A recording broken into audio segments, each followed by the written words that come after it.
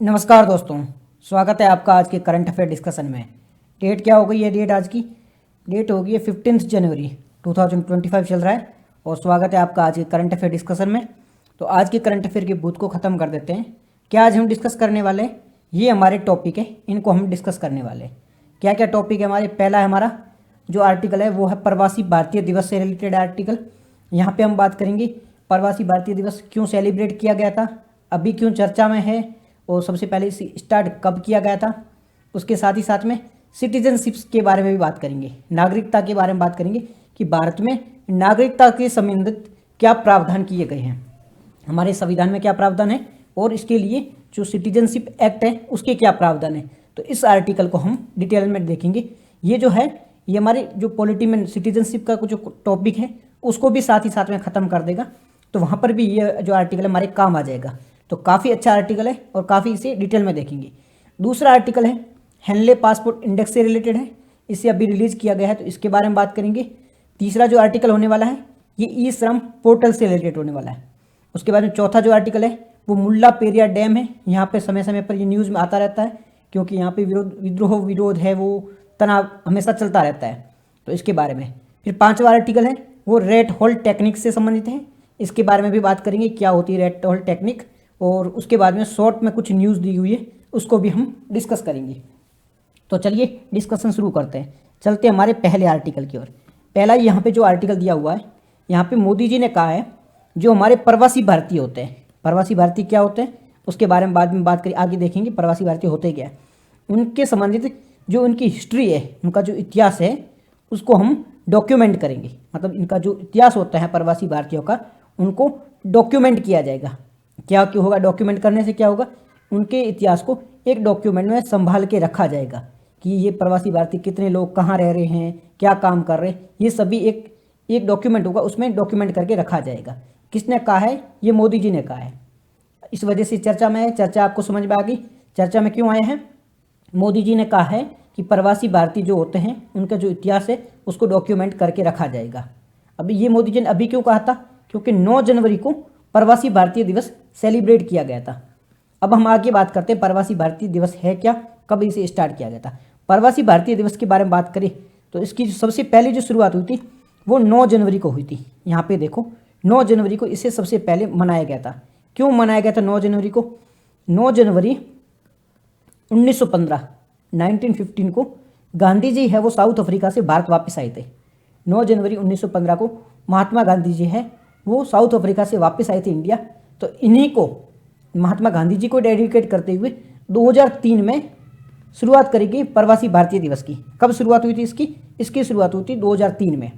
2003 से पहले इसे हर वर्ष सेलिब्रेट किया जाता था, एवरी ईयर इसे सेलिब्रेट किया जाता था, भव्य आयोजन होता था। लेकिन अभी क्या होता है? अभी इसे हर साल सेलिब्रेट नहीं किया जाता है, अब इसे 2 वर्षों में एक बार सेलिब्रेट किया जाता है। फॉर एग्जाम्पल अगर 2021 में इसे सेलिब्रेट किया है तो फिर से 2023 में होगा। 22 में क्या होगा? 22 में भव्य कार्यक्रम नहीं होगा, नॉर्मल जो कार्यक्रम वो किया जाएगा। 21 में भव्य कार्यक्रम हुआ तो 22 में नॉर्मल होगा, फिर 23 में भव्य होगा तो 24 में नॉर्मल, फिर 25 में भव्य, इस प्रकार से होगा। तो 2 वर्ष में इसे सेलिब्रेट किया जाता है। वैसे तो हर वर्ष होता है बट एक वर्ष में शांत नॉर्मल प्रोग्राम होता है, दूसरे वर्ष में भव्य प्रोग्राम आयोजित किया जाता है। अब प्रवासी भारतीय दिवस के बारे में आपको इतनी चीज़ समझ में आ गई होगी कि इसे शुरुआत कब की गई थी। इसकी शुरुआत तो इसे 2003 में शुरुआत हुई थी। कब मनाया जाता है? 9 जनवरी को सेलिब्रेट किया जाता है। क्यों? क्योंकि 9 जनवरी 1915 को महात्मा गांधी है वो भारत आए थे साउथ अफ्रीका से, इसलिए 9 जनवरी को सेलिब्रेट किया जाता है। कब किया जाता है? हर 2 वर्ष में, मतलब हर 2 वर्ष में इसे सेलिब्रेट किया जाता है। हर वर्ष की अलग अलग थीम होती है। जैसे 2003 की थीम थी वो थी diaspora reliable partner for India program Amrit Kaal, ये 2003 की थीम थी। अब 2025 में जो मनाया जाएगा इसकी भी अलग थीम होगी, वो आपको याद रखनी होगी। ठीक है, इस प्रकार से ये थोड़ी इन्फॉर्मेशन थी इसके बारे में। बात करें प्रवासी भारतीय की। प्रवासी भारतीय क्या होते हैं? ऐसे भारतीय होते हैं जो भारत से बाहर रहते हैं। अब इनके अलग अलग प्रकार होते हैं, वो भी हम बाद में देखेंगे। एनआरई भी कहा जाता है इनको, पीआईओ भी कहा जाता है, ओसीआई भी कहा जाता है। लेकिन वैसे लोग हैं जो भारत को छोड़ के बाहर रहते हैं, किसी और देश में रहते हैं, उन्हें प्रवासी भारतीय कहा जाता है। इनकी संख्या की बात करें तो अभी पूरे विश्व में 3.2 करोड़ लोग हैं वो प्रवासी भारतीय है। इतनी बड़ी संख्या में प्रवासी है जो भारतीय हैं वो बाहर रह रहे हैं, यानी कि वो प्रवासी भारतीय कहलाते हैं। इनको अलग अलग श्रेणियों में बांटा जाता है, अलग अलग इनकी कैटेगरीज होती है। जैसे कि ये कन्फ्यूज बहुत ज़्यादा करता है, एनआरआई क्या होता है, पीआईओ क्या होता है, फिर ओसीआई क्या होता है। इनके बारे में एक बार में समझ लेते हैं ताकि इनका कन्फ्यूजन सारा खत्म हो जाए। सबसे पहले यहाँ पे देख लो एनआरआई, ठीक है, फिर यहाँ पे कर लो बात पीआईओ, ये बीच में क्या, एनआरआई, पीआईओ और फिर है ओसीआई, ये तीनों को कैटेगराइज कर दिया। अब इनमें अंतर क्या है, एनआरआई क्या होता है, ये तो भारत के ही हैं, भारत के हैं, रह कहाँ रहे हैं, बाहर रह रहे हैं, इनके पास में भारत की नागरिकता है, ऐसा नहीं किसी और देश की नागरिकता है, नागरिकता इनके पास रह बाहर रहे हैं, नागरिकता किसकी है, नागरिकता इनके पास में भारत की है, भारत में सारे अधिकार इनको दिए गए हैं, ये वोट दे सकते हैं, सारे काम जो भारतीय नागरिक कर सकता है वो एनआरआई कर सकते हैं। ये ओनली भारत से बाहर रह रहे हैं, वहाँ पे कोई काम कर रहे हैं। जैसे कि आप इंडियन हो, काम करने के लिए यूएस चले गए तो आप क्या हो जाओगे, आप एनआरआई माने जाओगे। फिर बात करें पीआईओ, पीआईओ कैसे होते हैं, ये पर्सन ऑफ इंडियन ओरिजिन, इनका ओरिजिन कहाँ हुआ था, जन्म वगैरह कहाँ हुआ था, इंडिया में हुआ था। अभी कहाँ रह रहे हैं, जन्म कहाँ हुआ था, जन्म इंडिया में हुआ था। अभी कहाँ रह रहे हो, अभी आउट ऑफ इंडिया रह रहे हो, इंडिया से बाहर रह रहे हो, ठीक है, अभी आउट ऑफ इंडिया रह रहे हो। क्या इंडिया के सिटीजन हो, सिटीजन नहीं हो, तो इंडिया के ये नागरिक नहीं होते हैं, ना इनके पास में इंडिया की सिटीजनशिप होते हैं, वो रहते कहाँ हैं, इंडिया से बाहर रहते हैं। इनके पेरेंट्स वो इंडिया के हो सकते हैं, पेरेंट इंडियन हो सकते हैं, बट इंडिया की ये अभी रह नहीं रहे हैं, ना कि इनके पास में इंडिया की नागरिकता है। तो इनको क्या कहा जाता है, इनको PIO, person of Indian origin, Indian origin के थे बट अभी बाहर रह रहे हैं, नागरिकता भी किसी और देश की है। बात करें ओसीआई की, ओवरसीज सिटीजन ऑफ इंडिया, ये क्या होते हैं, ये भी पर्सन ऑफ इंडिया होते हैं, मतलब भारत मूल के होते हैं, अभी कहाँ रह रहे हैं, अभी आउट ऑफ इंडिया रहते हैं, नागरिकता इनके पास भी नहीं होती है, इनके पास में भारत की नागरिकता नहीं है, बट क्या होता है, इनके पास में कुछ विशेष अधिकार होते हैं, कुछ विशेष अधिकार इनको ओसीआई वालों को दिया गया है। तो ये Indian of citizen of Indian origin, फिर पीआईओ है, ये एनआरआई है, एनआरआई को तो इंडियन ही मानो, ये दोनों में कन्फ्यूजन रहती है।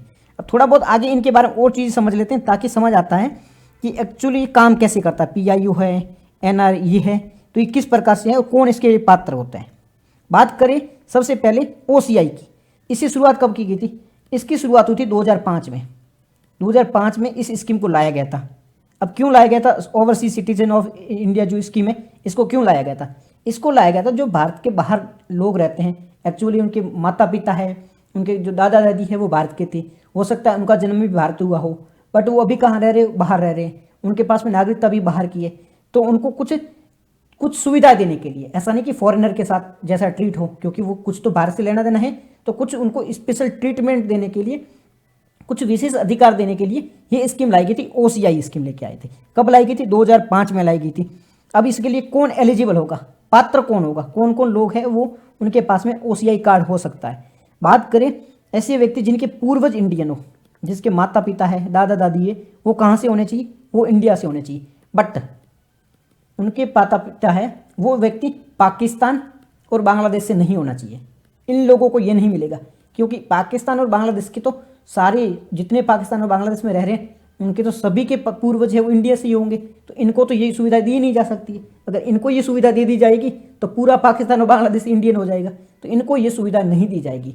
ओनली वो व्यक्ति जो पाकिस्तान और बांग्लादेश को छोड़ के अगर किसी भी देश का है, साथ ही साथ में उनके माता या पिता कोई एक भी इंडिया होना चाहिए, ठीक है, तो वो ओसीआई का योग्य होगा, उनको OCI, overseas citizenship of India का कार्ड दिया जा सकता है।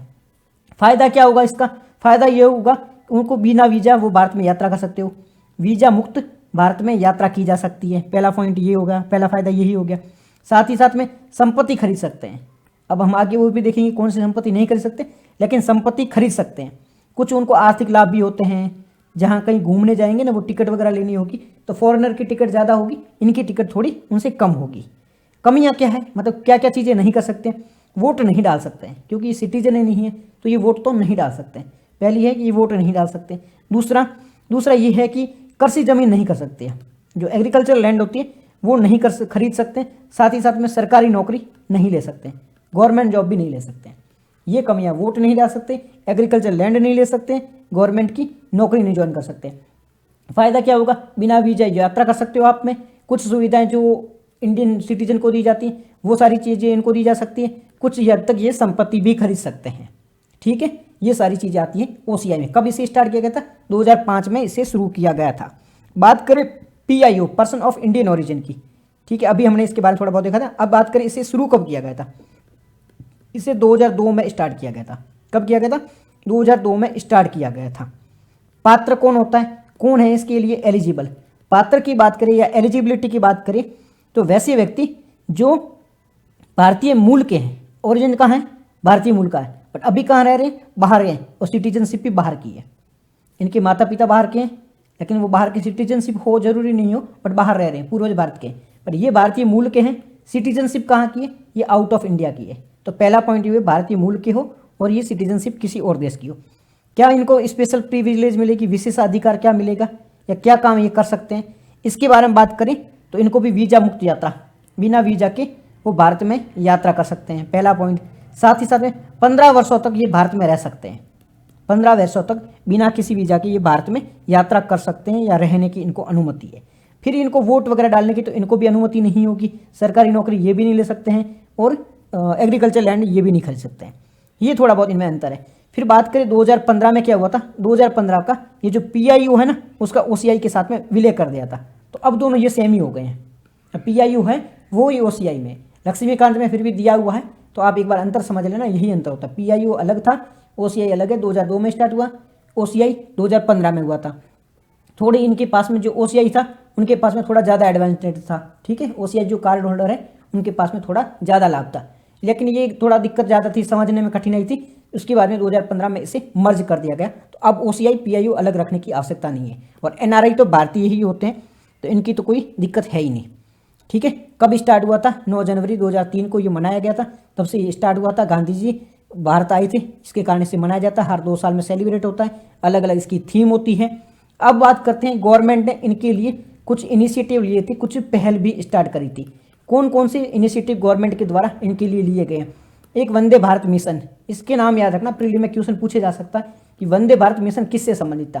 कोविड आया था ना, तब कोविड-19 के टाइम कई भारतीय है वो बाहर रह रहे थे, तो उनको वापस भारतीय लाने के लिए, कई भारतीयों को वापस भारत लाने के लिए कोविड के दौरान ये मिशन चलाया गया था। तो वंदे भारत मिशन किससे संबंधित है, ये चीज़ आपको याद रखनी है। उसके बाद में एक मिशन है, यूक्रेन वॉर के दौरान फंसे हुए भारतीयों को घर लाया गया था, वो कौन सा मिशन था? इजराइल से भारतीयों को घर लाया गया था, वो कौन सा मिशन था? तो इन सबको आप एक बार बैठ के सारी चीज़ें याद रख लो, क्योंकि ये अलग अलग कन्फ्यूज करने के लिए क्वेश्चन पूछे जाते हैं। वंदे भारत मिशन है वो कोविड के दौरान चलाया गया था, प्रवासी भारतीयों को वापस लाने के लिए। फिर है ई माइग्रेट पोर्टल, ये भी इनके लिए चलाया गया है। किनके लिए? जो प्रवासी है वो जाते हैं एक देश से दूसरे देश, जो कि हमारे जैसे कि कोई एनआरआई है या फिर वो जॉब करने के लिए किसी और देश जा रहा है, तो उनकी जो यात्रा है वो सुरक्षित हो, इसके लिए ई माइग्रेट पोर्टल चलाया गया है, ताकि उनकी यात्रा है वो सिक्योर हो, सुरक्षित हो। फिर स्वदेश स्किल कार्ड है, इसमें क्या होगा? जो भी माइग्रेट से बाहर जा रहा है उसकी स्किल का ब्यौरा होगा, कौन कौन सी स्किल है पास में, क्या क्या वो अच्छे जॉब कर सकता है, क्या जॉब नहीं कर सकता है, तो पूरी स्किल के बारे में एक मैप बनाया होगा इस स्किल कार्ड के अंतर्गत। फिर ग्लोबल इन्वेस्टमेंट समिट होता है, इसे हर वर्ष आयोजित किया जाता है। इस बार इसे जयपुर में आयोजित किया गया था। अब इसे क्यों आयोजित किया जाता है? जो प्रवासी भारत में रह रहे हैं, मतलब जो भारत के बाहर जो भारतीय लोग रह रहे हैं, वो भारत में आके इन्वेस्ट करें, तो इनको भारत में इन्वेस्ट करने के लिए प्रोत्साहित करने के लिए इसे सेलिब्रेट किया जाता है, ग्लोबल इन्वेस्टमेंट समिट। इसे याद रखना, ग्लोबल इन्वेस्टमेंट समिट को, ये ई माइग्रेट पोर्टल और वंदे भारत मिशन को तो खास करके याद ही रखना, इस पर क्वेश्चन पूछा जा सकता है। फिर नेक्स्ट बात करते हैं सिटीजनशिप की। यहाँ पे अभी बहुत ज़्यादा जिक्र हो गया कि सिटीजन हो इंडिया का, सिटीजन न हो, तो बात करें सिटीजनशिप की, ये क्या चीज़ होती है? नागरिकता, सिटीजनशिप या नागरिकता।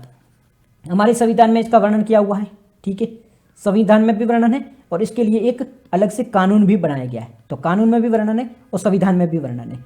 बात करें संविधान, नागरिकता का मतलब क्या होता है? मतलब होता है किसी देश का व्यक्ति या उसका कानूनी संबंध क्या कहलाता है? सिटीजन कहला सकता है। यानी कि किसी देश का व्यक्ति अगर उस देश के कानूनी संबंध है, ये अरे यार कौन चिल्ला रहा है रे,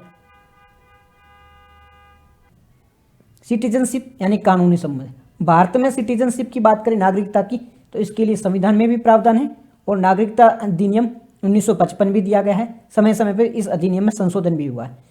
इंडिया में सिंगल सिटीजनशिप का कॉन्सेप्ट है। अमेरिका में क्या होता है?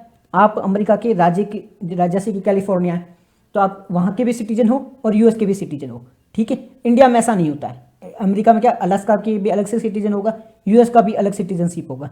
इंडिया में ओनली आप इंडिया के ही सिटीजन हो, किसी और देश मतलब ऐसे नहीं बोल सकते कि मैं राजस्थान का भी नागरिक हूँ और भारत का भी नागरिक हूँ, मैं मणिपुर का भी नागरिक हूँ और मध्य प्रदेश का भी नागरिक हूँ और भारत का भी नागरिक हूँ, ऐसा नहीं होता है। इंडिया में ओनली आप इंडिया के सिटीजन हो। अब ऐसा क्यों लाया गया था? देश की इंटीग्रिटी है, एकता, बंधुत्व, उन सबको बढ़ाने के लिए, जो देश के लोग हैं ना उनमें भाईचारा बना रहे, इस प्रकार का कॉन्सेप्ट है वो बनाने के लिए। साथ ही साथ में इंडिया पहले से एक देश था, ऐसा नहीं है कि अमेरिका की तरह अलग अलग राज्यों के समझौते के माध्यम से बना है। भारत पहले से ही ऑलरेडी एक देश था। भारत देश तो पहले से था, राज्य तो क्या हुआ था कि प्रशासनिक सुविधाओं के लिए इसे अलग अलग राज्यों में बांटा गया था, बाकी देश तो हमारा पहले से ही यही था भारत। इतनी बात समझ में आ गई होगी आपको। अब बात कर लेते हैं नागरिकता के रिलेटेड क्या क्या प्रावधान दिए गए हैं संविधान में और कानून में। संविधान में ये प्रावधान है। संविधान का अनुच्छेद 5 क्या कहता है?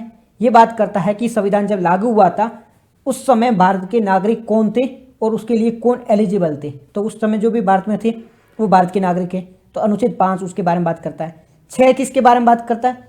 पाकिस्तान से आए लोग, भारत पाकिस्तान पहले थे, वहाँ से भारत आगे, उनके लिए 6 है। 7 किसके लिए?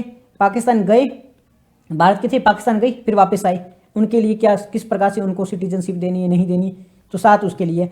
8 किसके लिए है? विदेश में रह रहे भारतीय, जैसे हम PIO की बात कर रहे थे, OCI की बात कर रहे थे, तो ये 8 है, उनके बारे में बात करता है। 9 किसके बारे में बात करता है? ये कहता है दोहरी नागरिकता, यानी कि आप है ओनली इंडिया के सिटीजन हो, आप किसी देश के नहीं हो। अगर दूसरे देश के हो तो इंडिया की सिटीजनशिप ऑलरेडी ऑटोमेटिक रूप से खत्म हो जाएगी, यानी एक जगह के बनो, या तो तू मेरा बन जा या किसी और का बन जा। ये अगर मेरा है तो ठीक है, किसी और का है तो मेरा नहीं है। वो वाली गर्लफ्रेंड है ना, वो गर्लफ्रेंड किसी और की है तो तू उसी की रहे, मेरी नहीं है। तो वैसा है, या तो इंडिया का है या किसी और देश का है। किसी और का देश का है तो वहीं का रहे, इंडिया का फिर नहीं रहेगा। तो वो वाला यहीं पे कॉन्सेप्ट लागू होता है।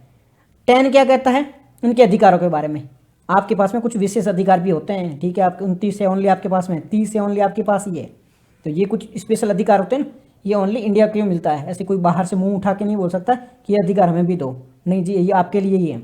11 ये हमारी संसद को बोलता है, पार्लियामेंट को पावरफुल, हल्क बनाता है। 11 है वो पार्लियामेंट को क्या बनाता है? हल्क। हल्क मतलब पावरफुल बनाता है कि आप सिटीजनशिप से रिलेटेड कुछ भी आर्टिकल ले सकते हो, कुछ भी डिसीजन ले सकते हो, कुछ भी कर सकते हो। किसको सिटीजन रैंक रखना है, किसी को नहीं रखना है, कानून में क्या समाधान करना है, क्या नहीं करना है, ये सारी चीज़ें पार्लियामेंट कर सकती है। तो पार्लियामेंट हमारी हल्क बन जाती है आर्टिकल 11 को देख के। मैंने 11 को तीर मारा, ऐसे लाइट मारी, हल्क बन गया मैं तो। ठीक है जी, बन गया मैं हल्क। फिर बात करते हैं नागरिकता अधिनियम, सिटीजन। अरे यार गाड़ियाँ बीच में बहुत आती मेरे पास में, दिमाग खराब हो जाता मेरा, मेरे को नहीं पसंद बीच बीच में डिस्टर्ब करे। ठीक है भाई, नागरिकता अधिनियम 1955। मेरे पास में वो फैसिलिटीज़ नहीं है कि मेरे बाहर की वॉइस अंदर ना आए, गरीब लोग हैं। नागरिकता अधिनियम 1955, सिटीजनशिप एक्ट 1955, इसमें नागरिकता के लिए अलग अलग प्रावधान किए गए हैं। इसमें नागरिकता प्राप्त करने के लिए 5 तरीके दिए गए हैं। कितने हैं? 5। कौन कौन से तरीके, इनको याद रखना। ये काफ़ी यार बहुत इंपॉर्टेंट टॉपिक है, ये सारे क्वेश्चन इन पर डेफिनेटली बन सकते हैं। तो कौन कौन से 5 तरीके हैं? पहला, जन्म के आधार पर नागरिकता, नागरिकता बाई बर्थ, जन्म के आधार पर। अगर आप 26 जनवरी 26 जनवरी 1950 से पहले या 26 जनवरी 1950 के बाद, देखो इनसे पहले जन्मे हो तो भारत के नागरिक हो, आपको कोई दिक्कत है ही नहीं। अगर 26 जनवरी 1950 के बाद और 1 जुलाई 1987, 1 जुलाई 1987 के बाद, ये डेट याद रखो, 26 जन 1950 के बाद और 1 जुलाई 1987, इसके बीच में आप जन्मे हो तो क्या कंडीशन है? आपके या तो माता घर यहाँ के होने चाहिए, जन्मे सभी भारत के नागरिक होंगे। ठीक है, पहले कॉन्सेप्ट समझ लेते हैं। पहला कॉन्सेप्ट क्या है? अगर आपका जन्म है, कब हुआ आपका जन्म? आपका जन्म हुआ है, ये डेट याद रखना, ये डेट बहुत कंफ्यूज करेगी और ये सबसे बड़ी दिक्कत ये डेट ही करती है।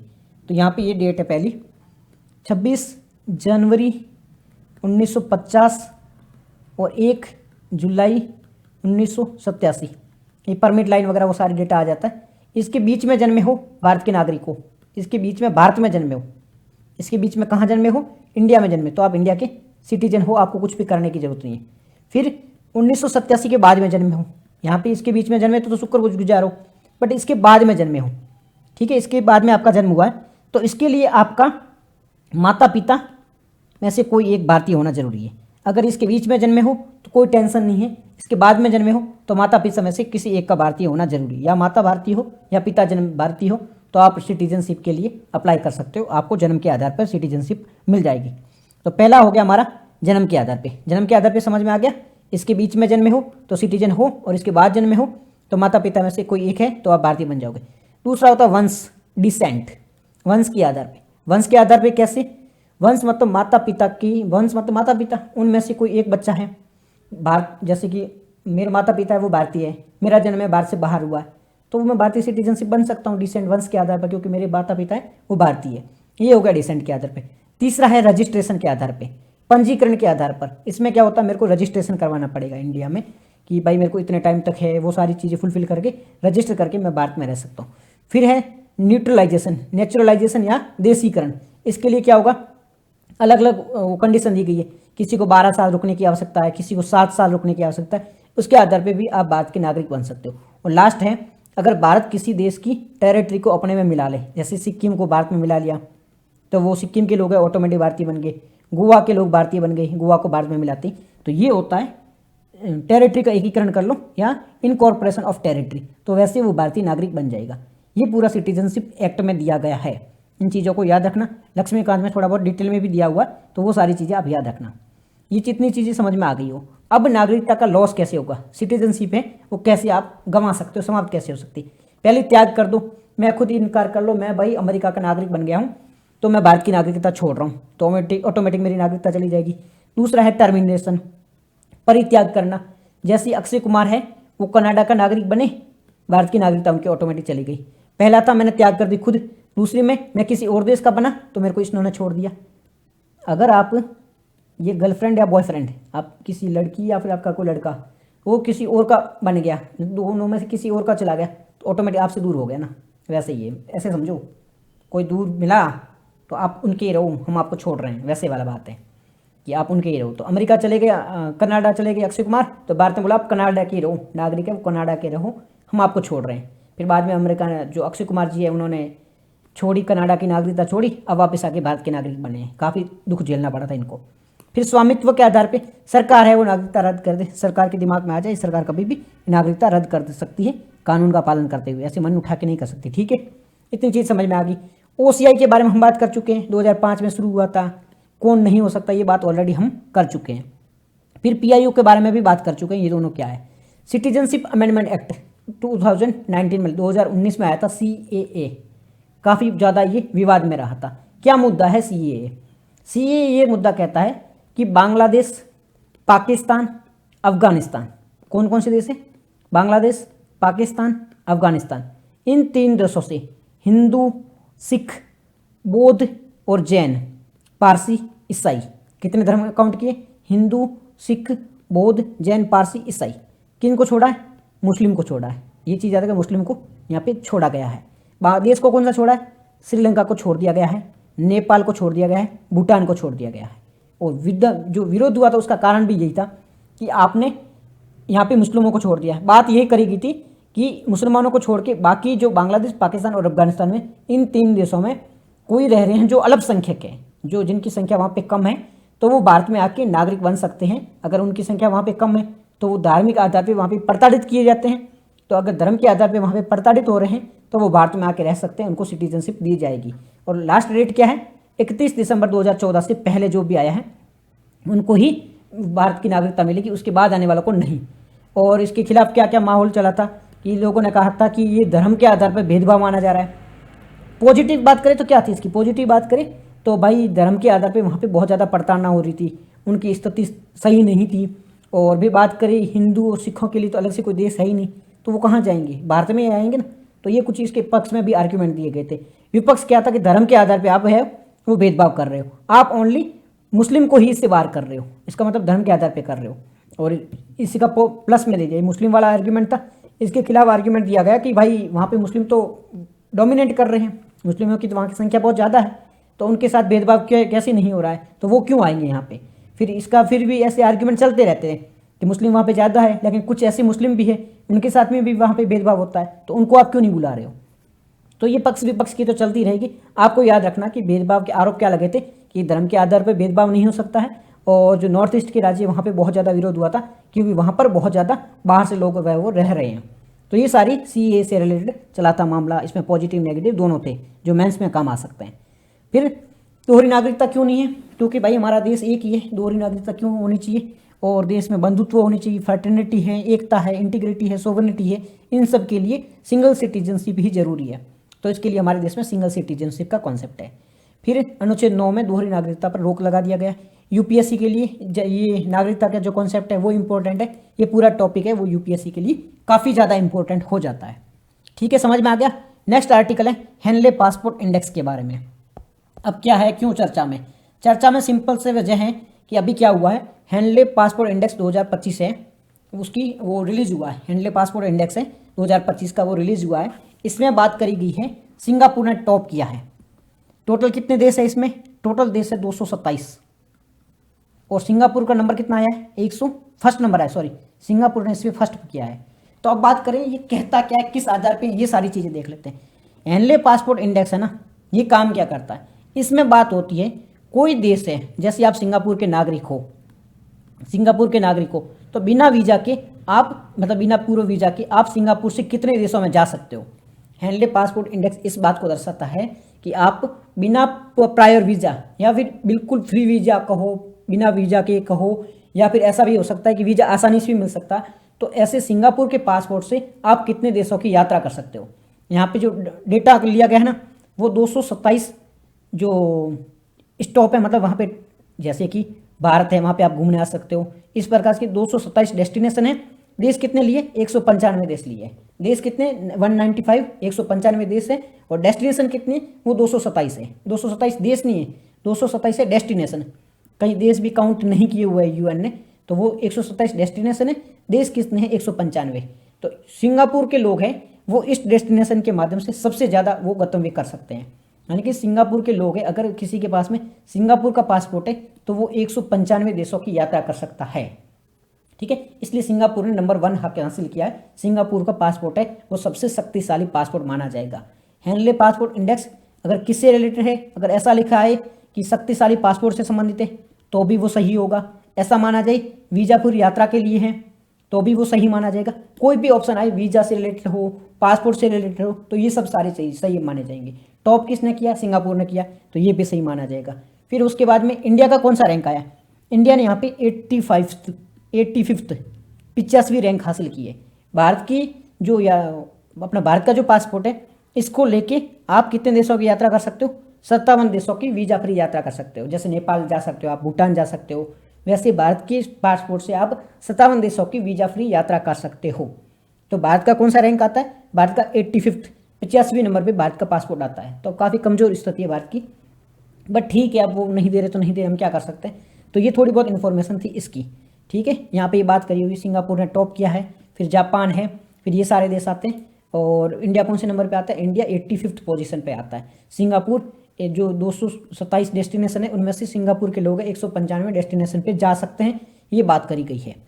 ठीक है, अब फिर बात करें हेनले पासपोर्ट इंडेक्स की, तो इसकी शुरुआत कब हुई थी, इसकी शुरुआत 2016 में हुई थी, हेनले एंड पार्टनर्स वीजा प्रतिबंध इंडेक्स के रूप में, HVRI। प्रतिबंध का मतलब होता है रिस्ट्रिक्शन, तो इसके रूप में इसकी शुरुआत की गई थी। कहाँ से ये डेटा लेते हैं, ये डेटा लेते हैं जो अपनी अंतर्राष्ट्रीय हवाई परिवहन संघ होता है ना, उनसे ये डेटा लेता है। जो इंटरनेशनल एयर ट्रांसपोर्टेशन एसोसिएशन होता है, IATA, यहाँ से डेटा लेते हैं। साथ ही साथ में हेनले और पार्टनर्स जो इनकी टीम है वो डेटा कवरेज करती है। कितने देशों की बात करते हैं, 199 देश, 199 देश प्लस 227 227 है वो डेस्टिनेशन को इसमें शामिल किया जाता है। सिंगापुर को कितने देशों जा सकते हैं, 195 देशों के। देश कितने हैं, 199 है, और डेस्टिनेशन कितनी है, 227 है। तो ये थोड़ी बहुत जो बात थी हेनले पासपोर्ट इंडेक्स से रिलेटेड थी, बस इतनी इन्फॉर्मेशन थी, बस थोड़ा बहुत याद रखना है। नेक्स्ट आर्टिकल है ई श्रम पोर्टल के बारे में। क्या है ई श्रम पोर्टल और क्यों है चर्चा में। बात करें ई श्रम पोर्टल की, तो इसे लॉन्च कब किया गया था, इसे 26 अगस्त 2021 में इसे लॉन्च किया गया था। किसके द्वारा इसे लॉन्च किया गया था, श्रम एवं रोजगार मंत्रालय द्वारा। किसने इसे लॉन्च किया था? श्रम और रोजगार मंत्रालय। ये पॉइंट याद रखना, कब इसे लॉन्च किया गया था और किसके द्वारा लॉन्च किया जाता है, ये थोड़ी इंपॉर्टेंट पॉइंट हो जाता है। तो ministry of labour and employment के द्वारा इसे लॉन्च किया गया था 26 अगस्त 2021, 26 अगस्त 2021 में इसे लॉन्च किया गया था। लेबर एंड एम्प्लॉयमेंट जो मिनिस्ट्री है, श्रम और रोजगार मंत्रालय, उसके द्वारा इसे लॉन्च किया गया था। उद्देश्य क्या है, ये चीज़ इंपॉर्टेंट, उद्देश्य क्या है इसका? इसका उद्देश्य होता है, एक होता है असंगठित श्रमिक। असंगठित का मतलब क्या होता है? असंगठित का मतलब होता है अनऑर्गेनाइज्ड। अनऑर्गेनाइज्ड। अभी अनऑर्गेनाइज्ड का मतलब क्या होता है? एक आप ऐसी जगह काम कर रहे हो जहाँ पर आपकी सारी डेटा है, मतलब आपको जो पेंशन वगैरह मिलती है वो सारी चीज़ें मिलती है, आपकी ESI वगैरह जमा होती है, वो सारी चीज़ें होती है, वो होते हैं फॉर्मल और ऑर्गेनाइज्ड होते हैं, जो ऑर्गेनाइज्ड सेक्टर में काम होते हैं। एक अनऑर्गेनाइज्ड होते हैं, जैसे गीग वर्कर हो गई, ये जोमेटो स्विगी वगैरह काम कर, ये अनऑर्गेनाइज्ड है, इनको कुछ भी नहीं मिलता है। साथ ही साथ में किसान जो काम कर रहे हैं, फार्मर हैं, ये भी क्या है, ये अनऑर्गेनाइज्ड है। और कोई मकान वगैरह बना रहे हैं, ये मिस्त्री वगैरह हैं, ठीक है, ये क्या है, रेहड़ी चलाने वाले, ये क्या है, ये सारे अनऑर्गेनाइज्ड है। तो ये जो स्कीम है, ये श्रम पोर्टल है, इसमें क्या किया जाएगा, ये जो असंगठित श्रमिक होते हैं, ठीक है, जो अनऑर्गेनाइज्ड लेबर होते हैं, इनके लिए एक राष्ट्रीय डेटा बैंक, यानी कि नेशनल लेवल पे इनके लिए एक डेटाबेस विकसित किया जाएगा और इस डेटाबेस को आधार कार्ड से जोड़ा जाएगा। क्या किया जाएगा इसमें, इनके लिए एक माना कि ऐसे डेटाबेस बनाया जाएगा, एक डेटाबेस बनाया जाएगा, इसको आधार कार्ड से लिंक किया जाएगा, आधार कार्ड से लिंक किया जाएगा। किसके लिए ये है, ये अनऑर्गेनाइज्ड जो लेबर होती है उनके लिए बनाया जाएगा। इससे क्या होगा, इसके बाद में ये होगा कि ये जो डेटाबेस होगा उसमें ये जो लेबर है, जो अनऑर्गेनाइज्ड है, उसका नाम लिखा होगा, वो क्या काम करता वो चीज़ें लिखी होगी, कहाँ पर रहता वो चीज़ लिखी होगी, कौन सा रोजगार करता वो चीज़ लिखी होगी, क्या एजुकेशन क्वालिफिकेशन है वो चीज़ लिखी होगी। उन सब चीज़ों की इस डेटाबेस में जानकारी होगी। उस जानकारी को एक डेटा में एकत्रित किया जाएगा और उसके बाद में कोई भी सोशल सिक्योरिटी, कई सारी जो पेंशन वगैरह है, कई सारी स्कीम चलती है, बीमा वगैरह की स्कीम चलती है, वो इनको प्रोवाइड की जाएगी, उनके लाभ इनको दिए जाएंगे। यानी कि ये एक पोर्टल है, ई श्रम पोर्टल। 2021 में इसे श्रम और रोजगार मंत्रालय द्वारा लॉन्च किया गया था। इसमें जो असंगठित श्रमिक होते हैं, अनऑर्गेनाइज्ड लेबर होते हैं, उनके लिए एक डेटाबेस तैयार किया जाएगा। उस डेटाबेस को आधार से लिंक कर दिया जाएगा, उसमें नाम, रोजगार, सब चीज़ें लिखी होगी। उसके बाद में कोई भी ऐसी स्कीम आती है जो सामाजिक सुरक्षा देती है, ठीक है, जो पेंशन है, इंश्योरेंस, ऐसी कोई स्कीम है, हेल्थ की कोई स्कीम है, वो सारी स्कीमों को जो लाभ होते हैं वो इन असंगठित श्रमिकों को दिया जाएगा। जो असंगठित यानी कि अनऑर्गेनाइज्ड लेबर है उनको प्रोवाइड किया जाएगा। इस प्रकार से ये स्कीम काम करेगी, ठीक है। इसमें प्रवासी श्रमिक हैं जो एक जगह से दूसरी जगह जाते रहते हैं, निर्माण श्रमिक है जो मैन्युफैक्चरिंग वगैरह करते रहते हैं, गीग वर्कर है, प्लेटफॉर्म श्रमिक है, उन सबको शामिल किया जाएगा। फिर ये जो ई श्रम पोर्टल है, ये उमंग मोबाइल ऐप है, ये गवर्नमेंट की ऐप है, इससे इंटीग्रेटेड किया जाएगा, एकत्रित किया जाएगा, साथ में मिलाया जाएगा, ठीक है। तो अब जो है उमंग ऐप भी इसमें मिल गया है, तो जो भी लेबर है वो जाके अपना रजिस्ट्रेशन करवा सकते हैं, इसमें जाके पंजीकरण करेंगे और वो जो भी सुविधा है उनका लाभ उठा सकते हैं। इस प्रकार से ये काम करेगी। इतनी चीज़ आपको समझ में आ गई होगी। इसके अलावा इसमें 12 और गवर्नमेंट की स्कीम चल रही है, उनको मर्ज कर दिया गया है। कौन सी 12 स्कीम है? ये जो स्कीम है ना, हमारे प्रीलिम में ऐसे डायरेक्ट ऐसी स्कीम, वैसे तो अलग से स्कीम के बारे में क्वेश्चन पूछा जा सकता है, पर ऐसे नहीं 12 स्कीम कौन कौन सी है, ई श्रम पोर्टल में जुड़ेगी, ऐसा क्वेश्चन नहीं आएगा। पर ये काम कहाँ आ सकती है? अगर आपको मेंस में कहीं लिखना हो कि गवर्नमेंट ने अनऑर्गेनाइज्ड लेबर के लिए या फिर लेबर के लिए या फिर किसानों की या फिर किसी भी जो गवर्नमेंट ने रोजगार बढ़ाने के लिए, सामाजिक सुरक्षा के लिए क्या क्या कोशिशें करी है, गवर्नमेंट की कौन कौन सी स्कीम है जो बेनिफिट प्रोवाइड करती, ऐसा कुछ भी लिखना हो तो वहाँ पे ये काम आ सकता है कि गवर्नमेंट की प्रधानमंत्री सुरक्षा बीमा योजना है, प्रधानमंत्री जीवन ज्योति बीमा योजना है, आयुष्मान भारत योजना है, फिर प्रधानमंत्री स्ट्रीट वेंडर आत्मनिर्भर PM स्वनिधि स्कीम है, फिर ठीक है PM आवास योजना है, PM आवास ग्रामीण योजना है, फिर मनरेगा स्कीम है। तो ये सारी स्कीम है, इनको ई पोर्टल के साथ में इंटीग्रेट किया जाएगा, एकीकृत किया जाएगा। तो आपको कहीं भी मेंस में लिखना हो गवर्नमेंट ने क्या क्या कोशिशें करी है, तो वहाँ पे ये सारी चीज़ें लिख सकते हो आप। गवर्नमेंट इन स्कीमों के माध्यम से गरीब मान लो या अनऑर्गेनाइज लेबर मान लो, इन सबके जीवन का उत्थान करने के लिए इनको इनको सामाजिक सुरक्षा प्रदान करने के लिए गवर्नमेंट कोशिश कर रही है। तो वहाँ पर ये एग्जाम्पल ला सकते हैं काम में, वहाँ इन एग्जाम्पल के माध्यम से उस आंसर में लिख सकते हो ताकि आपका आंसर और भी अच्छा लगेगा। तो वहाँ ये इंपॉर्टेंट हो जाता है। बट ऐसा कभी नहीं पूछा जाएगा कि ई श्रम पोर्टल में कौन कौन सी स्कीमों को इंटीग्रेट किया गया है, ये चीज़ें आपकी काम नहीं आएगी। इसी स्कीमों को याद रखना है और ये मेंस में काम आ सकती। स्पेसिफिक इन स्कीमों के बारे में आपको पढ़ना होगा। ये प्रधानमंत्री सुरक्षा बीमा योजना क्या है, जीवन ज्योति योजना क्या है, ये तो आपके इकोनॉमिक्स का पॉइंट है और आपको पता होना चाहिए। ठीक है, आपने पढ़ा भी होगा। अब ये सारी जो स्कीम है ना, इसके लिए अलग अलग पोर्टल है और ये जो ई श्रम पोर्टल है ये वन स्टॉप के रूप में काम करता है। जैसे आपने नहीं देखा होगा, कहीं पर एक जगह रेलवे स्टेशन बना हुआ है, बस स्टैंड भी बना हुआ है, एयरपोर्ट भी बना हुआ, सारी चीज़ें पास पास में, तो एक वन स्टॉप के रूप में वो लोकेशन काम कर रही। तो इसी प्रकार से ये जो ई श्रम पोर्टल है वो अलग अलग पोर्टल, जैसे कि नेशनल करियर सर्विस पोर्टल है, नेशनल करियर सर्विस पोर्टल है, प्रधानमंत्री श्रम योगी मानधन पोर्टल है, स्किल इंडिया डिजिटल पोर्टल है, माई स्कीम पोर्टल है, इन सब के लिए वन स्टॉप के रूप में काम करता है। यानी सारी चीज़ें एक छत है, ये छत है, इसके अंतर्गत सारी जो है स्कीमें वो मर्ज की गई है। तो ये ई श्रम पोर्टल के बारे में कुछ इन्फॉर्मेशन है। ठीक है, उद्देश्य वही है कि एक केंद्रीकृत डेटाबेस होगा, इस सेंट्रलाइज डेटाबेस बनाया जाएगा। इसके माध्यम से एग्रीकल्चर है, निर्माण है, घरेलू काम है, स्ट्रीट वेंडर है, इन सब जो लेबर वहाँ पे काम करती है उनको सामाजिक सुरक्षा और लाभ प्रदान किए जाएंगे, उनको लाभ है वो प्रोवाइड करवाए जाएंगे। तो ये ऑलरेडी बात है। और इसके में क्या होगा, एक दिए जाएंगे, जैसे कि आप बैंक में खाते खुलाते हो तो आपको अकाउंट नंबर दिए जाते हैं, आधार कार्ड खोलते हो तो आपको आधार कार्ड के डिजिट दिए जाते हैं, पहचान पत्र में भी अलग से नंबर होते हैं। तो ये जो ई श्रम पोर्टल है वहाँ पे क्या होगा, यूएएन नंबर होंगे, यूनिवर्सल अकाउंट नंबर होंगे, यूएएन नंबर होंगे, उसके माध्यम से आपकी पहचान होंगे कि आप एक श्रमिक हो। तो कौन से नंबर होंगे, यूएएन नंबर होंगे। और ये जो यूएएन नंबर है ये आधार कार्ड से जुड़े हुए होंगे। ठीक है, और किसान जाके जो काम कर रहा है, लेबर वगैरह जाके खुद से रजिस्टर कर सकते हैं। तो यूएएन नंबर किससे रिलेटेड है, तो यूएएन नंबर है, यूनिवर्सल अकाउंट नंबर है, वो ई श्रम पोर्टल से रिलेटेड है। ऐसे भी प्रीलिम में क्वेश्चन बन सकता है। ठीक है जी, अच्छे से समझ में आ गया आर्टिकल।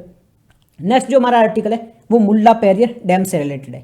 कहाँ पर ये लोकेटेड है, ये रहा हमारा तमिलनाडु, ये ऊपर वाला तमिलनाडु है, ये है केरला, यहाँ पर ये लोकेटेड है मुल्ला पेरियर डैम।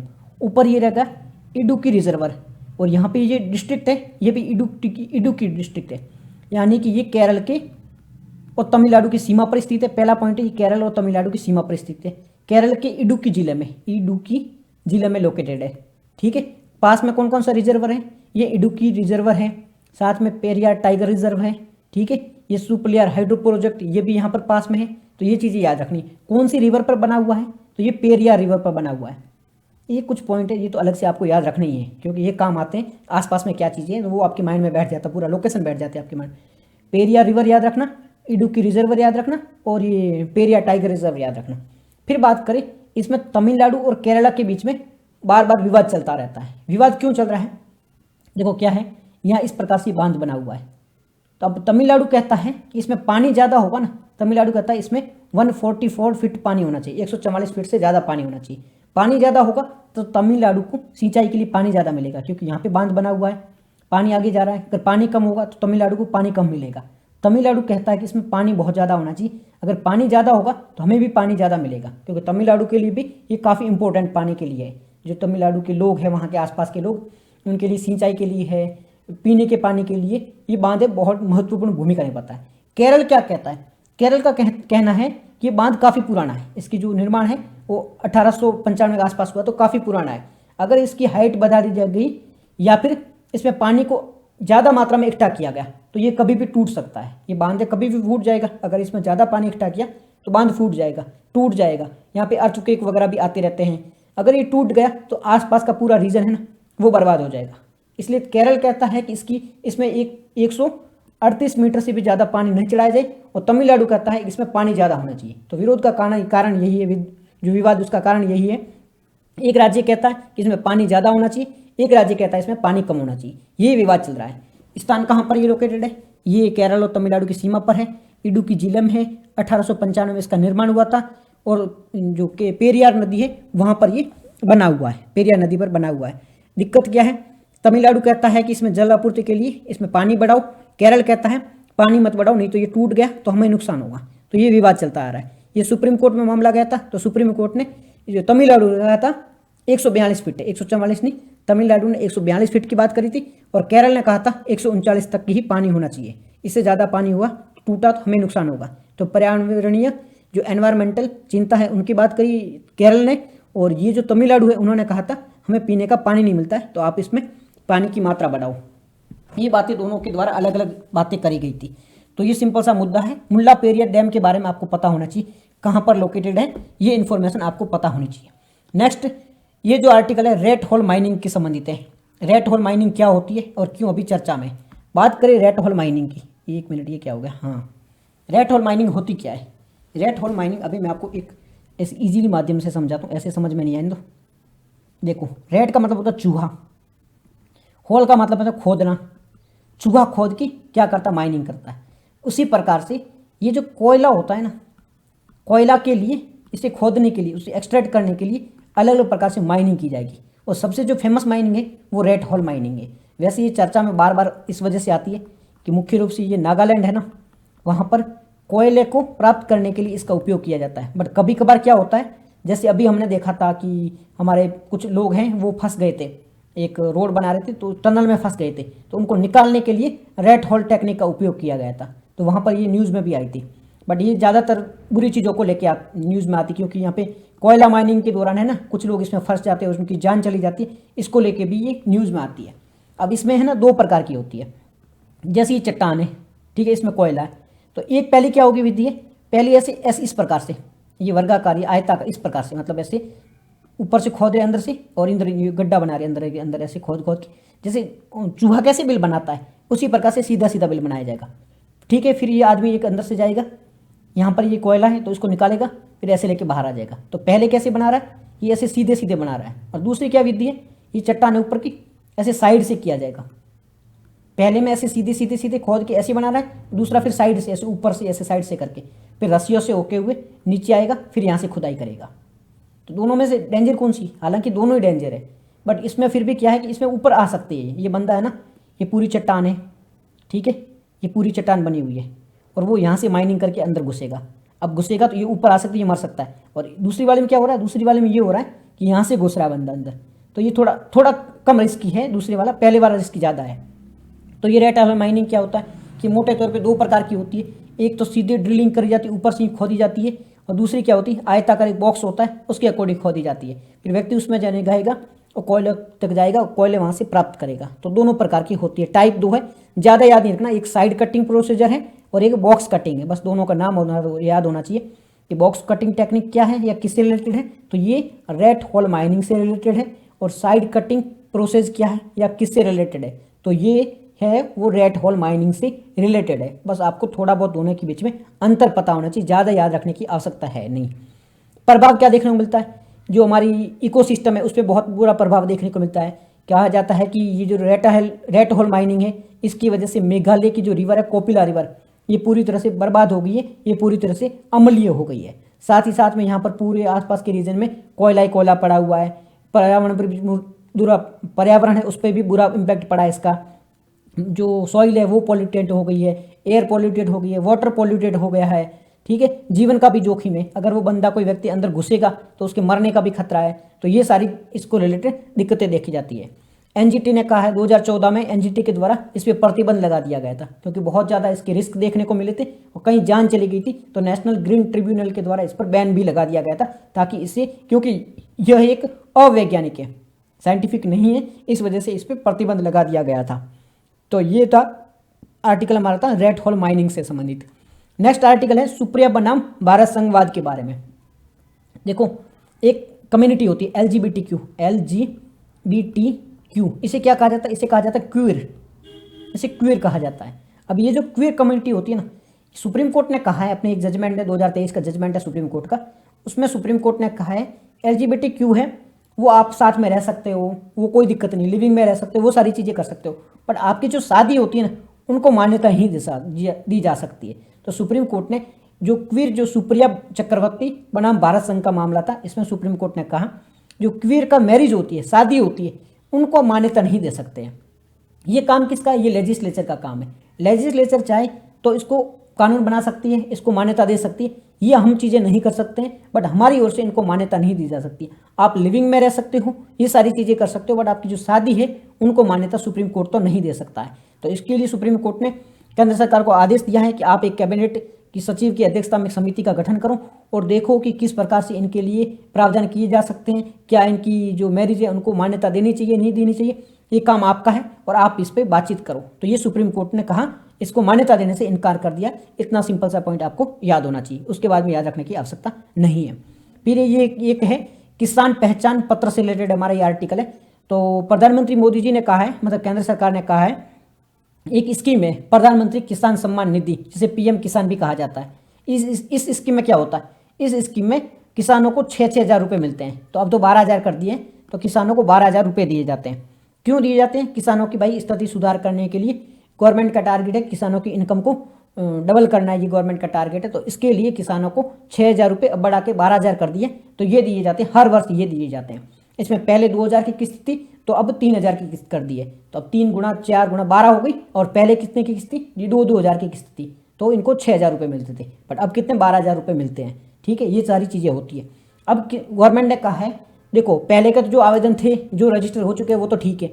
अब नया किसी को अगर किसान पहचान पत्र चाहिए या किसी को ये जो पीएम किसान योजना है इसके अंतर्गत एनरोल होना है, यहाँ पर आवेदन करना है, तो उसके लिए किसान पहचान पत्र की आवश्यकता होगी।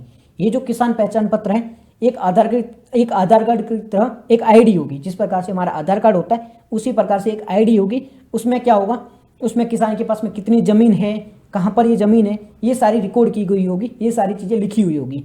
और ये डेटा कहाँ से मिलेगा? ये जो हमारे राज्य के जो भूमि के रिलेटेड रिकॉर्ड होते हैं, जो स्टेट के लैंड से रिलेटेड जो रिकॉर्ड होते हैं, उस रिकॉर्ड से ये सारा डेटा उठाया जाएगा और किसानों को एक आईडी में बताया जाएगा आपके पास कितनी ज़मीन है, उसमें कितनी पे आप सिंचाई कर रहे हो, ये सारी चीज़ें उसमें बताई जाएगी। तो ये एक प्रकार का कार्ड होगा जो किसानों की ज़मीन के रिलेटेड इन्फॉर्मेशन प्रोवाइड करेगा। जैसे आधार कार्ड आपके बारे में बताता है, तो ये किसान पहचान पत्र वो किसानों के बारे में बताएगा। और ये अगर किसी को व्यक्ति को भी प्रधानमंत्री किसान सम्मान निधि है उसके तहत लाभ उठाना है, तो उसके लिए ये जो कार्ड है वो बहुत ज़रूरी कर दिया है गवर्नमेंट के द्वारा। तो ये इसके रिलेटेड बात हुई थी। नेक्स्ट है एनीमिया फ़ोन के बारे में। एनीमिया फ़ोन क्या है? एक कार्नेल यूनिवर्सिटी है। ठीक है, इन्होंने क्या बनाया था? इन्होंने बनाया था एनीमिया फ़ोन। अभी ये जो टेक्नोलॉजी है इन्होंने ICAMR को दे दी है। अब ICAMR है वो इसके रिलेटेड काम करेगी, इसके रिलेटेड निगरानी करेगी। बात करें एनीमिया की, अब ये फ़ोन क्या करता है? ये एनीमिया को ट्रैक करता है, किसी व्यक्ति को एनीमिया है या नहीं है, उसकी जानकारी के बारे में बात करता है, किस प्रकार से उसे सुधार किया जा सकता है, इनके बारे में एनीमिया फ़ोन बताता है। एनीमिया बीमारी के बारे में बात करें तो इसमें क्या होता है? इसमें RBC जो रेड ब्लड सेल है उसकी कमी हो जाती है। यानी कि ब्लड के अंदर जो RBC होती है, रेड ब्लड सेल कहो या लाल रक्त कोशिका कहो, उसकी कमी हो जाती है या हीमोग्लोबिन की मात्रा की कमी हो जाती है। तो इस बीमारी को क्या कहा जाता है? इसको एनीमिया कहा जाता है। आपने सुना होगा कभी बोला जाता है किसी व्यक्ति की RBC कम हो गई है, तो यानी कि उसकी रेड ब्लड सेल है वो कम हो गई, तो उसे एनीमिया हो गया है। अब जो नेशनल फैमिली हेल्थवेयर सर्वे है, ठीक है, NFHS है, उसके अकॉर्डिंग भारत में 59% जो एडोलसेंट गर्ल है, 57% वीमन है और 67% बच्चे हैं वो एनीमिया से प्रभावित हैं। गवर्नमेंट का टारगेट है कि जल्द से जल्द एनीमिया को मुक्त किया जाएगा। भारत में एनीमिया की जो बीमारी है वो खत्म कर दी जाएगी और भारत को एनीमिया मुक्त कर दिया जाएगा। इसके लिए 6x6x6 दृष्टिकोण भी अपनाया जा रहा है। ये लाभार्थी ग्रुप होते हैं, हस्तक्षेप होता है, ये सारी चीज़ें इसके अंतर्गत की जाएगी। तो ये आर्टिकल था हमारा एनीमिया से रिलेटेड। नेक्स्ट आर्टिकल है एम्पावर ब्रिज से संबंधित। एम्पावर ब्रिज क्या है? एम्पावर ब्रिज तो नीति आयोग की एक संस्था है, एक प्लेटफॉर्म है नीति आयोग का, जिसका नाम है महिला उद्यमिता मंच, विमेन एंटरप्रेन्योरशिप प्लेटफॉर्म। किसका ये मंच है? ये नीति आयोग का मंच है। ठीक है, नीति आयोग ने अपना एक मंच बनाया है जिसका नाम है महिला उद्यमिता मंच। तो इन्होंने अभी क्या कर दिया? इन्होंने किया है एम्पावर बीज, सपनों की उड़ान, यानी कि महिलाओं को एम्पावर करने के लिए इन्होंने ये नई स्कीम शुरू करी है। ठीक है, बात करें उद्यमिता मंच के बारे में, जो महिला उद्यमिता मंच है, विमेन एंटरप्रेन्योरशिप मंच, ठीक है, प्लेटफॉर्म है, इसके बारे में बात करें तो इसने नीति आयोग ने इसे 2018 में शुरू किया गया था। यानी कि विमेन एंटरप्रेन्योरशिप प्लेटफॉर्म है, इसकी शुरुआत 2018 में नीति आयोग के द्वारा की गई थी। ये क्या काम करता था? ये महिलाओं की भागीदारी के रिलेटेड ये काम करता था। 2022 में इसे सार्वजनिक निजी भागीदारी में परिवर्तित कर दिया गया। अब ये एक पब्लिक प्राइवेट पार्टनरशिप के रूप में काम करता है। अब इसने स्कीम कौन सी लाई? एक कौन सा प्लेटफॉर्म लेके आई है? तो ये इन्होंने लॉन्च करी है एम्पावर बीज। अब ये क्या करेगा? एम्पावर बीज ये एम्पावर बीज है वो महिला जो उद्यमी होते हैं, जो महिला एंटरप्रेन्योर होते हैं, उनको क्या किया जाएगा, उनको ट्रेन किया जाएगा, उनको डिजिटल जो फील्ड होता है उसमें ट्रेन किया जाएगा, फाइनेंशियल सिक्योरिटी में ट्रेन किया जाएगा, फाइनेंशियल जो इंडिपेंडेंस होता है, फाइनेंशियल लिटरेसी होता है उनमें ट्रेन किया जाएगा, उनको ट्रेन किया जाएगा, उनको प्रशिक्षित किया जाएगा, नॉलेज दी जा सकती है आप किस प्रकार से वित्तीय साक्षरता आप प्राप्त कर सकते हो, व्यवसाय के बारे में जानकारी दी जाएगी। तो ये सारी इनको जानकारियाँ दी जाएगी। तो एम्पावर बीज में क्या किया जाएगा, महिलाओं को ट्रेन किया जाएगा, उनको कौशल प्रदान किया जाएगा। तो ये काम एम्पावर बीज के अंतर्गत किया जाएगा। नेक्स्ट चार्ड के बारे में, ये रही चार्ड, इसकी लोकेशन इंपॉर्टेंट हो जाती है हमारे लिए। कौन कौन से देशों से सीमा लगती है, ये एक लैंड लॉक कंट्री है, ये चीज़ याद रखना, लैंड लॉक कंट्री है, यानी कि किसी भी समुद्र किसी भी वाटर बॉडी से इसकी बाउंड्री नहीं लगती है। तो ये एक लैंड लॉक कंट्री है। और पड़ोसी देश कौन कौन से, लीबिया है, नाइजीरिया है, नाइजर है, यहाँ पर हो गया CRD सेंट्रल अफ्रीकन रिपब्लिक है, ये कैमरून है, सूडान है, इन देशों से इसकी बाउंड्री लगती है। ये अटलांटिक ओशियन आ गया, ये अफ्रीका के बीच में पड़ता है, ठीक है। और ये जो रीजन है यहाँ पे काफ़ी सूखा है, ड्राई है, इसे डेड हट ऑफ अफ्रीका कहा जाता है क्योंकि काफ़ी शुष्क इसकी जो जलवायु है काफ़ी शुष्क है, डेजर्ट बहुत ज़्यादा देखने को मिलता है चार्ड में। तो ये हमारा आज आर्टिकल डिस्कशन था। तो आज हमने देखा, ये लोकेशन देखा था, चार्ड के बारे में हमने बात करी, इसकी लोकेशन के बारे में बात करी थी, इसके पड़ोसी देश कौन कौन से हैं ये चीज़ आपको याद रख सकते हो, आप याद रखनी भी चाहिए, क्वेश्चन पूछा जा सकता है। फिर हमने बात करी थी एम्पावर बीज के बारे में, ये नीति आयोग का एक प्लेटफॉर्म है, वुमेन एंटरप्रेन्योरशिप प्लेटफॉर्म, उसके द्वारा इसे लॉन्च किया गया। इसमें महिलाओं को ट्रेन किया जाएगा, प्रशिक्षित किया जाएगा और उनको है ना फाइनेंशियल लिटरेसी दी जाएगी। ये किसके द्वारा किया जाएगा, ये किया जाएगा महिला उद्यमिता मंच, जो कि नीति आयोग का एक प्लेटफॉर्म है, ठीक है। फिर एनीमिया फोन के बारे में बात करी थी, एनीमिया फोन किसके द्वारा बनाया गया था, कार्नेल यूनिवर्सिटी के द्वारा। क्या काम होगा, ये एनीमिया के बारे में जानकारी प्रदान करेगा। एनीमिया क्या है, एनीमिया एक बीमारी है जिसमें RHB की रेड ब्लड सेल है, RCB नहीं RBC की कमी हो जाती है। बेंगलोर की नहीं हो तो RCB की नहीं, RBC की कमी हो जाती है। फिर किसान पहचान पत्र क्या है, और सेंट्रल गवर्नमेंट ने कहा है कि अगर आपको प्रधानमंत्री किसान सम्मान निधि है ना, जो स्कीम है जिसके अंतर्गत 6,000 रुपये मिलते हैं और 12,000 मिलते हैं, उसके लिए अगर उस स्कीम का लाभ लेना है तो आपके पास में किसान पहचान पत्र होना जरूरी है। और ये जो किसान पहचान पत्र है इसमें सारी जानकारी होगी कि किसान के पास में कितनी जमीन है, इन सब चीज़ों के बारे में जानकारी होगी। उसके बाद में सुप्रिया कॉल जो विवाद था उसमें क्या था, उसमें बात करी गई थी, सुप्रीम कोर्ट ने कहा जो क्वीर होता है, LGBT समूह होते हैं, उनको उनके जो विवाह होता है उसको मान्यता नहीं दी जा सकती। इतना पॉइंट आप याद रखना। ये बात हुई थी किसके बारे में, यहाँ पे हमने बात करी थी डैम के बारे में। कौन सा डैम है, सॉरी रेट हॉल माइनिंग के बारे में बात करी थी। रेट हॉल माइनिंग क्या होती है, 2 टाइप की होती है, एक बॉक्स कटिंग होता है, ठीक है, दूसरा कौन सा होता है, दूसरा साइड कटिंग होता है। तो थोड़ा बहुत इसका इम्पैक्ट देखा था, लोग मर जाते हैं, NGT ने इसको बैन भी कर रखा है। तो ये आर्टिकल हमारा रेट हॉल माइनिंग से रिलेटेड था, इसके बारे में बात करी थी। फिर हमने मुल्ला पेरिया डैम के बारे में बात करी थी, कहाँ पर ये लोकेटेड है, ये केरल और तमिलनाडु की सीमा पर लोकेटेड है, ठीक है। दोनों के लिए अलग अलग विवाद है। तमिलनाडु चाहता है कि इसमें पानी ज़्यादा इकट्ठा किया जाए, केरल बोलता है इसमें पानी कम हो ताकि नुकसान न हो। सुप्रीम कोर्ट में ये मामला भी गया था। तो ये मुल्ला पेरियार डैम के बारे में कुछ इन्फॉर्मेशन थी। फिर ई श्रम पोर्टल के बारे में बात करी हमने कि ई श्रम पोर्टल क्या है, क्यों लाया गया है इसको। जो अनऑर्गेनाइज श्रमिक होते हैं उनको ये ऑर्गेनाइज करने के लिए, राष्ट्रीय लेवल पे उनका डेटाबेस तैयार करने के लिए इसे लाया गया है, ठीक है, ताकि इनको सामाजिक सुरक्षा प्रदान की जाएगी। इसे 2021 में श्रम और रोजगार मंत्रालय के द्वारा इसे लॉन्च किया गया था। तो ठीक है, ये ई श्रम पोर्टल के बारे में था। फिर हैंडले पासपोर्ट इंडेक्स के बारे में बात करी थी हमने। इसमें सिंगापुर ने टॉप किया है, भारत को कितनी रैंक मिली है, भारत को 85th रैंक मिली है। और टोटल देश कितने होते हैं इसमें, टोटल 197 देश होते हैं, 227 डेस्टिनेशन होते हैं। सिंगापुर कितने देशों में जा सकता है, सिंगापुर से 195 देशों में जा सकते हैं। इंडिया को 85th रैंक मिली है, इंडिया से 57 देशों में आप जा सकते हो। तो ये पासपोर्ट की शक्ति के बारे में बताता है कि एक पासपोर्ट से आप कितने देशों में जा सकते हो, ठीक है। फिर हमने सिटीजनशिप के बारे में बात करी थी, फिर हमने PIO इन सब चीज़ों के बारे में बात करी, फिर प्रवासी भारतीय दिवस के बारे में बात करी थी। तो ये हमारा पूरा आज का डिस्कशन था।